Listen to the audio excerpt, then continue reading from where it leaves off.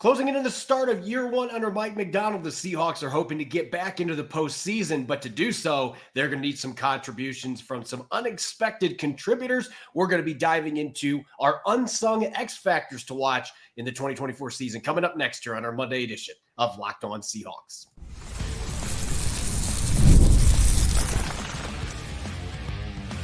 You are Locked On Seahawks, your daily Seattle Seahawks podcast. Part of the Locked On Podcast Network, your team every day.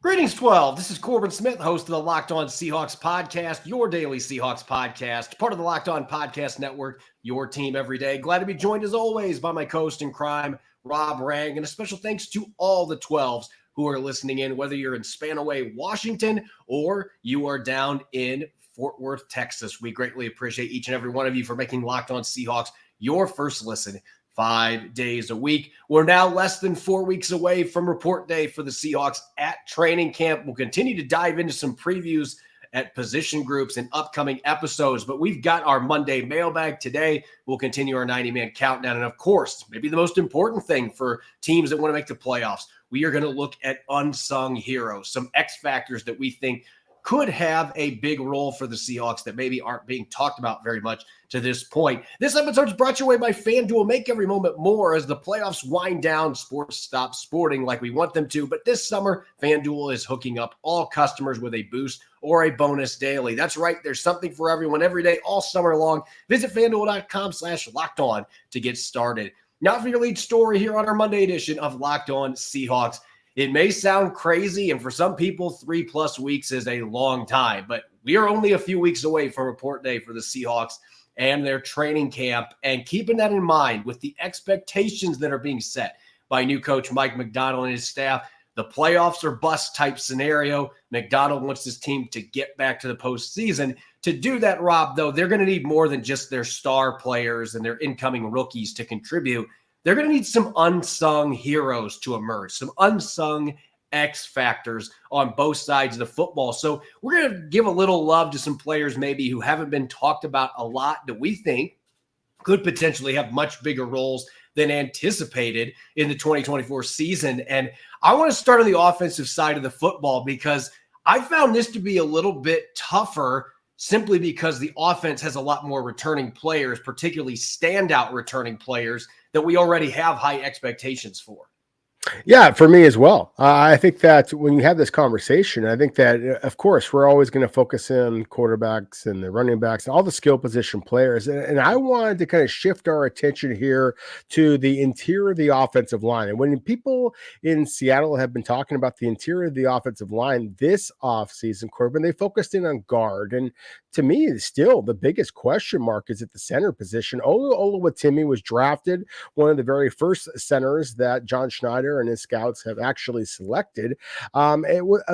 Amid high expectations. I mean, he was the Remington Award winner. There was a lot of people who were anticipating that he was going to earn the starting job a year ago. Now it is just assumed that he's going to slide in and everything is going to be well at the center position. But considering the fact that the Seahawks in their entire history have only had two centers, Max Unger and Robbie Tobeck, who have earned Pro Bowl nods, that I do think that is something that you and I and the rest of the Seahawks analysts and media out there, and certainly Seahawk fans, should be paying a little bit more attention to than the buzz has been about. Everybody has been, again, focusing at the guard position or even tackle, just considering the durability issues we saw previously. So that to me is one of the reasons that I do think that Oluwatimi is a player here who is a bit of an X factor. Now, personally, I think that the Seahawks are going to have a bright young star at the pivot. And so I'm excited about his future. I love his size. I love his physicality. I love the fact that he is a specialist. This is not a guy who can play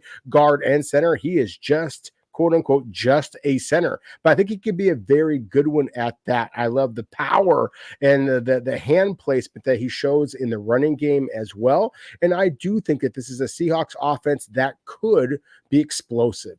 And that is one of the things. I mentioned Robbie Tobick and Max Unger. Look, they're very good players in their own right, but part of the reason why they actually got that Pro Bowl nomination is because the fact that they played on explosive offenses.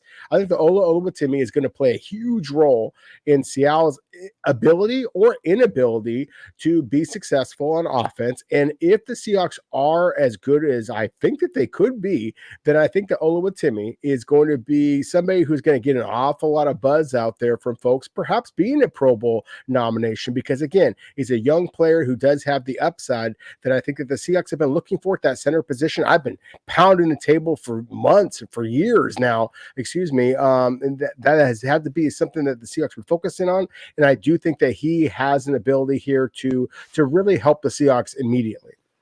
I'm going to go away from the trenches. I thought about talking about Oluwatimi or maybe even looking at somebody like McLennan Curtis for this particular segment. But I got to go out to the receiver position because I know we've been talking Jackson Smith and Jigba up. Tyler Lockett's still a very good player. DK Metcalf in the prime of his career. But we got to give Jake Bobo some love. There's got to be more Bobo here. And listen, I'm just saying this based on the fan responses out there. And I've talked to a few media members that are not certain Jake Bobo's making this football team. And watching OTAs and minicamp, I don't know where that logic is coming from. In fact, I'm going to make an argument that this guy's going to eclipse the receptions and receiving yardage he had last year.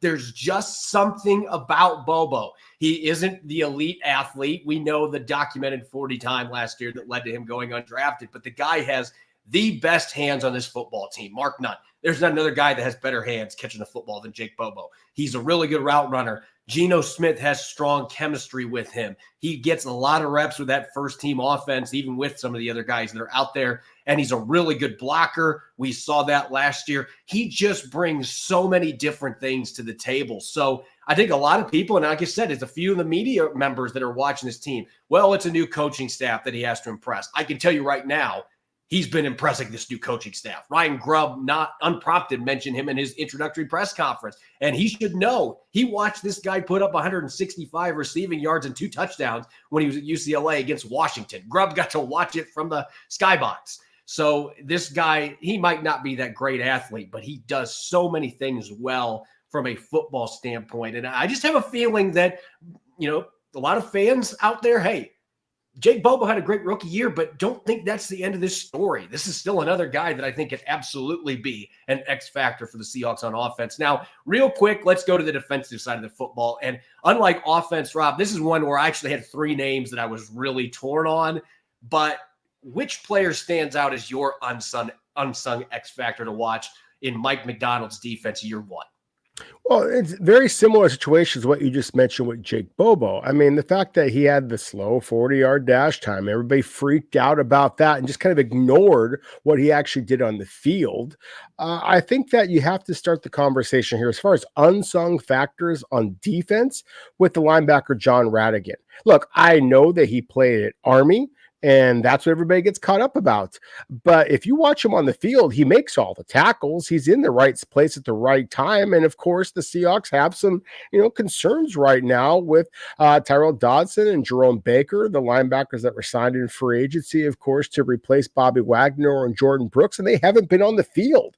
And John Radigan has made play after play. And when he was on the field during Pete Carroll's tenure, he made play after play. I mean, the guy just racks up tackles. And in a 3-4 defense, you're asking that guy to be that kind of traditional run stuffer, not so much get into pass coverage or things like that. And Radigan has actually showed better instincts and speed, hand-eye coordination in that regard than I personally gave him credit for as well. So again, to me, I think that there's a possibility the Seahawks have to kind of limp their way in to this upcoming season at the linebacker position. But I feel encouraged by what I've seen from Radigan in the offseason, and certainly encouraged by what I saw from him in previous seasons.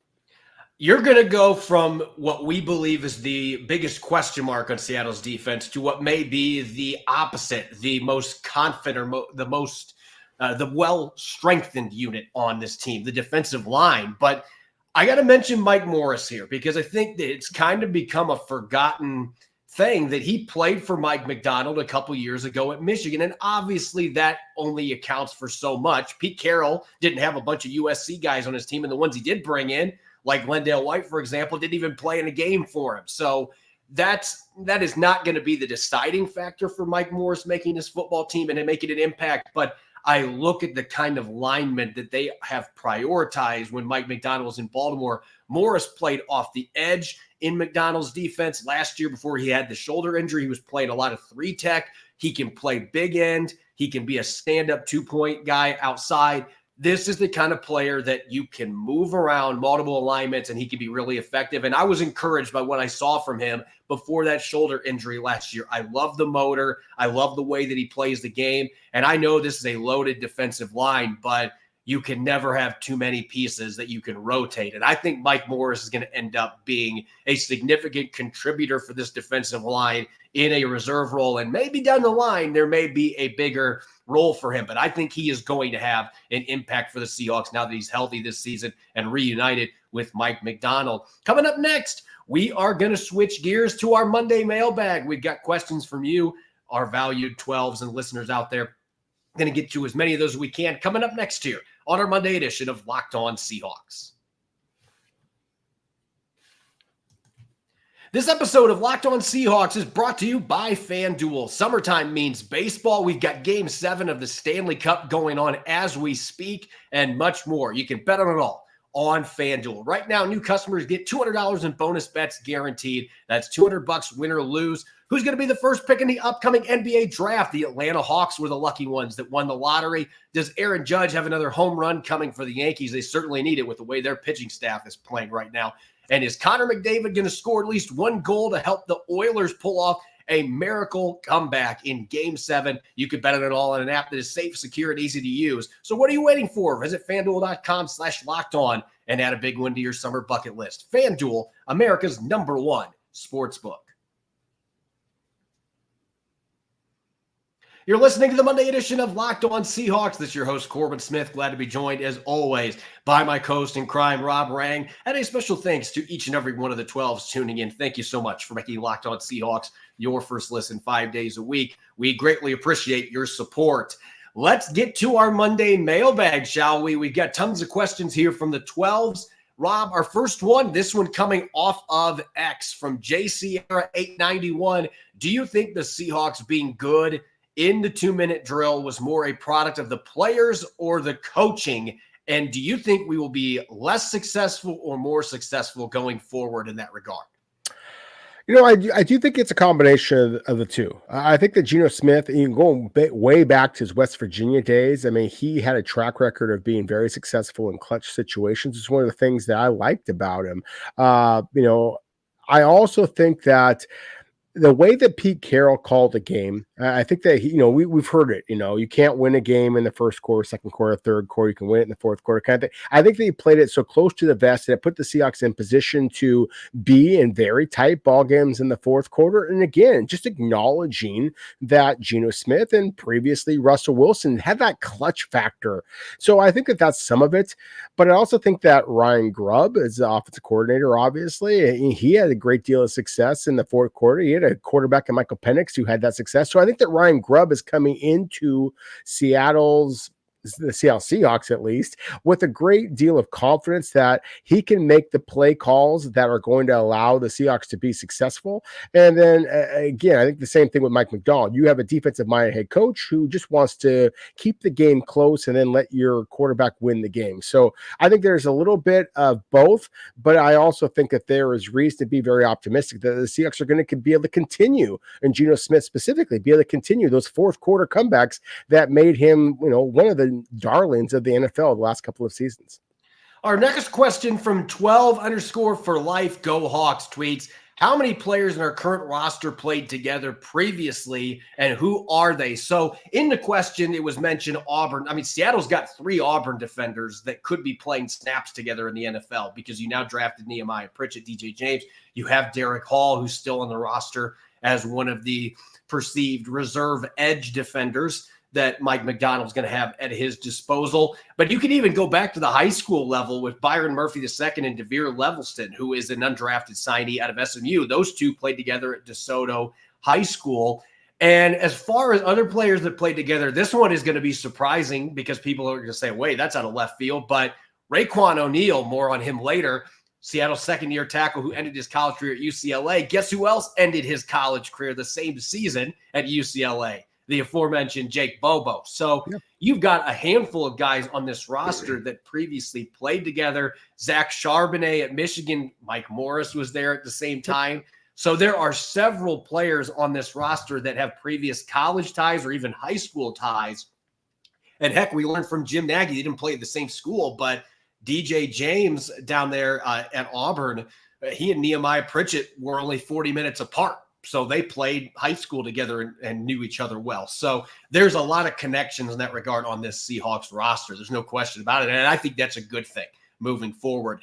DK Wookie1 tweets, will PJ Walker be the third QB, or can you see us picking a quarterback that is released as a roster cut? And just a couple examples, Huntley with the Browns, DTR, Bailey Zappi, Milton, for example. So this basically boils down to, could you see the Seahawks, if the right quarterback is there at the end of training camp, saying, hey, we like you, PJ Walker, but we're going to go a different direction?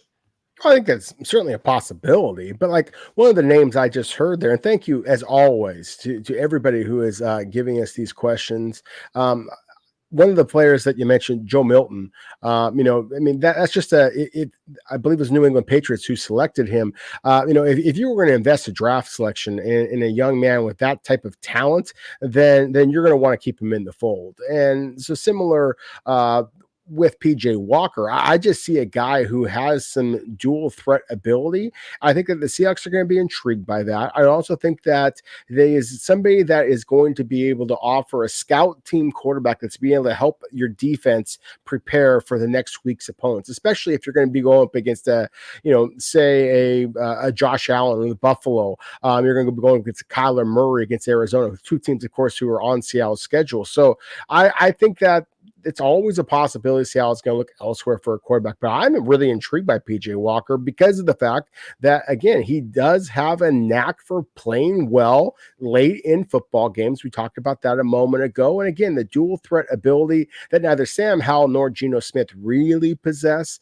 I do think that is something that the Seahawks are going to prioritize. So if they do go in a different direction, then I do think it's going to be somebody that they feel like has the ability to scramble, be an athletic threat to help the defense as much as it helps the offense as well. And that's why I think for this question, I think it's more likely PJ Walker is going to be their third quarterback. But Tyler Huntley signed with the Cleveland Browns, and they've got Jameis Winston and Deshaun Watson in front of him. If they don't keep three quarterbacks on the 53 and Huntley hits waivers, Mike Macdonald was in Baltimore. He has seen this guy play, and you were talking about a dual threat. Huntley is definitely a dual threat quarterback. So that would be the one name there that I could see a possibility because of that previous connection. But I think PJ Walker is going to be the guy unless there's an injury or something. Jetski 73, the Hawks have had Detroit's number the last couple of years. What's the biggest reason why? Can we beat them again? Well, yeah, they absolutely can beat them again on Monday Night Football. It's going to be easy? Heck no. That's a really darn good Detroit Lions team that I think got even better this offseason in the draft and free agency. But when you look at those last couple matchups, the common denominator, both teams could not play defense, but the common denominator was Geno Smith was slightly better than Jared Goff in those games. That was really the difference because you look at both of them, they were decided by less than one score. Reek Woolen had a pick six and Trey Brown had a pick six. Yep. So those are the two things that stand out to me. Geno Smith didn't throw pick six and he was dynamic. He was throwing the ball over the place. And Seattle's defense, as bad as they were in those games, they were able to put points on the scoreboard with defensive interceptions. And so that was really the difference. Mike Macdonald's going to be hoping that he can carry that over with this new coaching staff and they will be able to generate turnovers. But to me, the real difference in those last couple matchups, those high-scoring games, both quarterbacks were really good. Geno Smith was just better than Jared Goff, and that was the difference. Marshall on Threads, which opponent on Seattle's schedule do you think is way tougher now than they would have been when we first learned they were on the schedule? This is an interesting question because I'm right at the top of my head, but There's one in particular that I didn't like what they did in the draft, and I thought it was kind of stupid. But, the guys down in Atlanta, I think, would be certainly a team to discuss in this regard. Yeah, I think the Atlanta Falcons definitely are intriguing. Of course, they selected Michael Penix, so that's going to be a fascinating storyline just in itself. I hate to mention a divisional opponent that has been a bugaboo for the Seahawks, but the LA Rams, and I really liked their draft. And I thought that some of the selections that they made, I think there's a lot of Seahawks fans that once Aaron Donald retired, then Seahawks fans basically are like, oh, okay, well, now the Rams are going to be an easy victory. And I disagree. I think that they have improved in so many different ways, in so many different positional groups. Now, it remains to be seen. There's potentially a contract impasse here with their quarterback, Matthew Stafford, and that, of course, could blow things up as quickly as anything. But I think what is easy to forget is the fact that Cooper Kupp missed as much as he did, and Puka Nacua just slid right in and was as highly successful as he was. And I think that you add Puka Nacua and Cooper Kupp together, you have a running back, of course, in Hart not Hart, but the running back from Michigan that Mike Macdonald knows so well, that was drafted by the LA Rams. I just really think that is a club that is deeper than they were a year ago. And so, again, the fact that the Seahawks have had so many struggles with the LA Rams, maybe that's something that's kind of off the radar a little bit, but I think that there is kind of a pecking order in the NFC West that people think it's San Francisco and then Seattle. I still think the LA Rams are right there. And to me, that is one of the matchups that I am most intrigued by for the Seahawks to try to get over the hump, to get back into the postseason. They're going to have to be more successful against LA. Our final question here coming from Brady M on Threads, and this has been a major talking point in the last couple of weeks. Thoughts on an 18-game schedule? If you were a player, what would you ask for in return to get an extra game? So Roger Goodell doing what he does. He has been flaunting publicly this idea of adding an 18th game. And Rob, when they added the 17th game a few years ago, you and I talked about this off air. Give them time here in a few years, even in the middle of the CBA. They'll find a way to get an 18th game added to this so they can have that even number, 2 preseason games.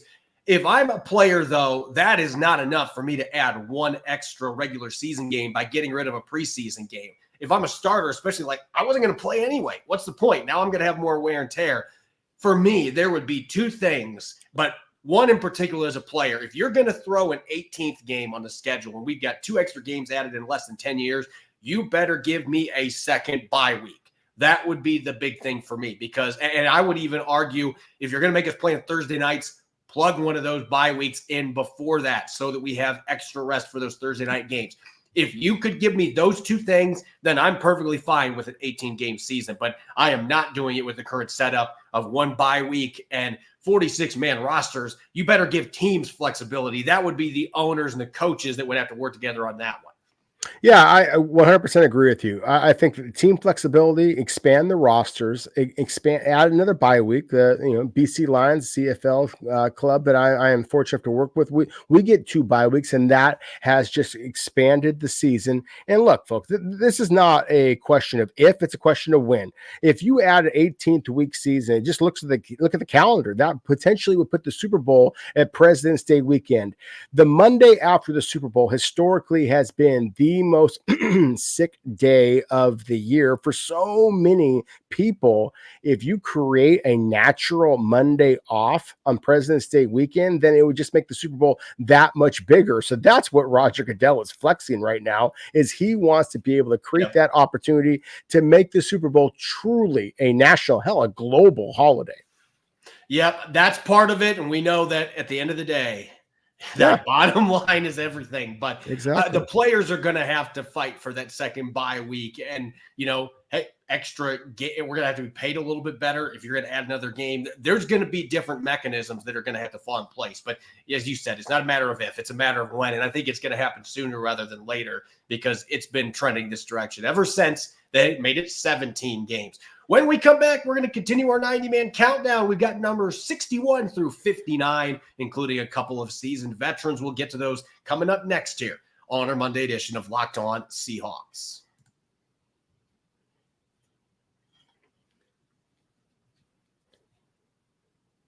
Welcome back. You're listening to the Monday edition of Locked On Seahawks. I'm your host, Corbin Smith, joined as always by my co-host in crime, Rob Rang, and a special thanks to all the 12 that are listening in. Thank you, as always, for making Locked On Seahawks your first listen 5 days a week. We greatly appreciate it. If you're tired of all the screaming and have to keep turning down the volume watching ESPN or Fox Sports or any of those stations on mainstream TV, it's time to check out Locked On Sports today. Go get your instant analysis, your breaking news, all the big sports stories out there without all the screaming. That's Locked On Sports today. You can find it on YouTube or wherever you listen to your podcast. Locked On Podcast Network, your team every day. Let's get to the 90-man countdown, Rob. We are going to drop into the 50s today, numbers 61 through 59. And we're going to start with a player that we have already talked about a little bit in this show with a little bit of trivia talking about players that played together in college. But Raekwon O'Neal, like McClendon Curtis last year, he was not signed originally by the Seahawks as an undrafted rookie out of UCLA. He was with the Buccaneers, got cut at the end of training camp, re-signed with the practice squad. And then when Abe Lucas and Charles Cross went down, both he and Curtis got plucked off the practice squads of their respective teams. And here we are a little less than a year later, and Raekwon O'Neal is still on the Seahawks roster with a chance to compete for one of the backup tackle jobs heading into 2024.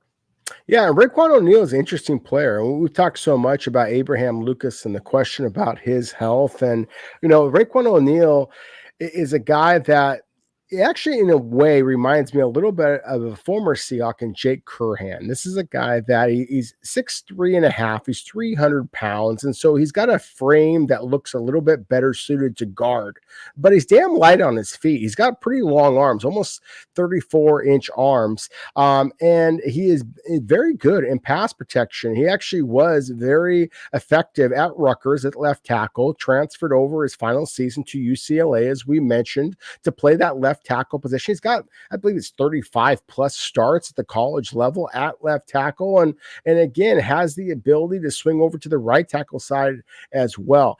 He is not a guy that's going to be pushing Charles Cross or a healthy Abraham Lucas or even George Fant for that matter, in my opinion. But I do think that he is somebody that is good enough in pass protection that he might be able to help you out through a game or two. Whether it be in Seattle or somewhere else, I really think that Raekwon O'Neal has a future in the league. And I think that it is going to be on the outside at tackle, despite the fact that his frame suggests that he should move inside to guard. And an awful lot, if you look up all the pre-draft analysis, that's where everybody's focusing in on is, can he play guard? I think he can do it. I just think that he is better at the tackle position. Again, a la Jake Curhan previously.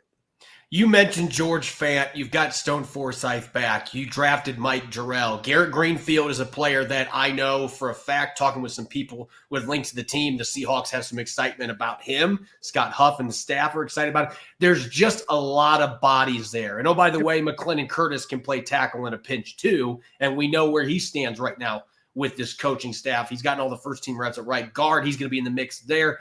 And so there are a lot of things that are working against Raekwon O'Neal. I think the best case situation for him is ending up back on the practice squad. And like you said, you have some injuries. He got to play in some games last year. You can promote him up to the active roster as either game day elevation or you can move him up full time.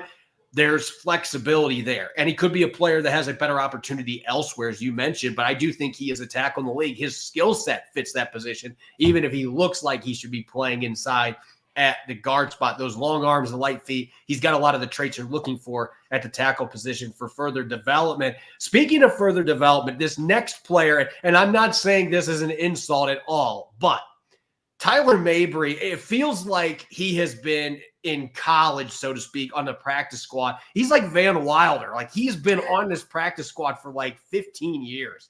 And he's gotten a few chances on the active roster, and he has managed to stick around, even though he has not been able to get over that hump where he has consistently been one of the three best tight ends, and he's on the 53-man roster. His special teams ability, his blocking ability, which is underrated, a guy that has made some really athletic plays in the practice field and in preseason games.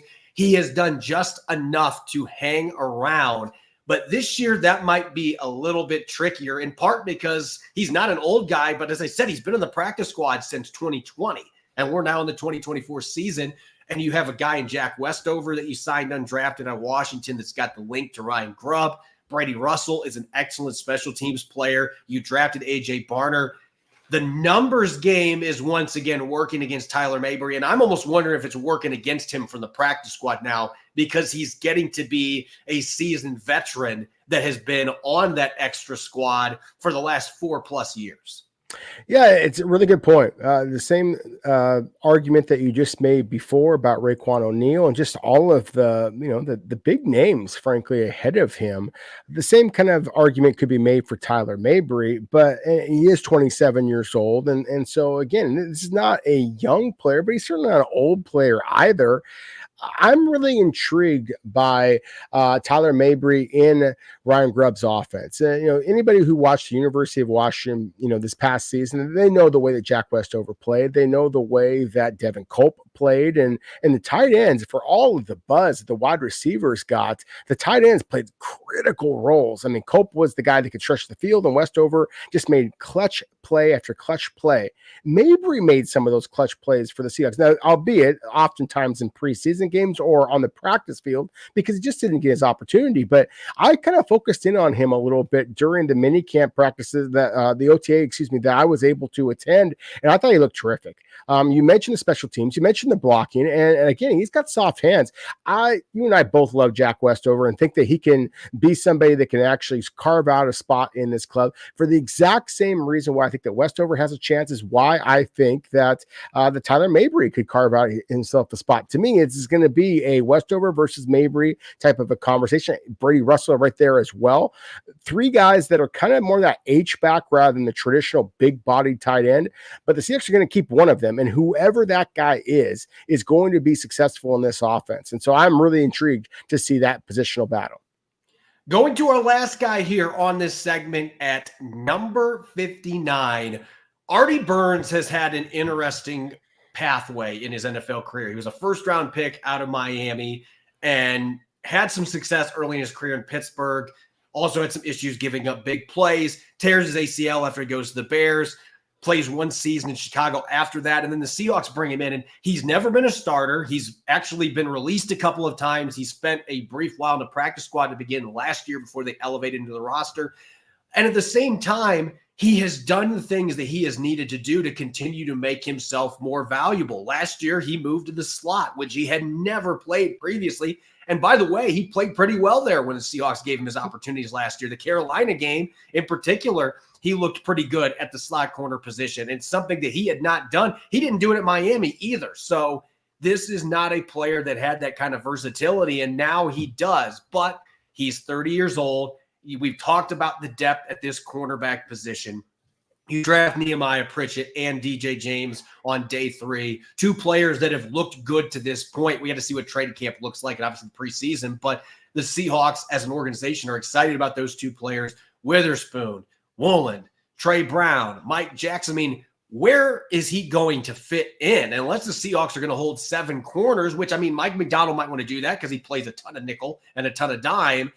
And at the same time, Burns is a player that, while he's added versatility, I don't know if that is enough with just how talented and deep this quarterback group is for there to be a spot for him unless there's somebody that gets hurt in front of him on the depth chart.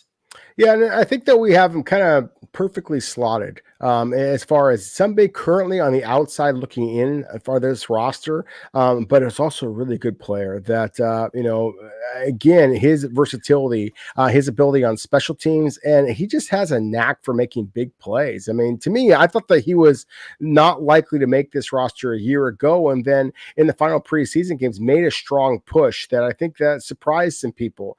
That, I think, is what he's going to have to do again this year, and I think the odds are stacked even more against him because, as you mentioned, the two Auburn cornerbacks getting selected this year. So, but I like Artie Burns. I think that his size, his physicality, his versatility, all those things work in his favor.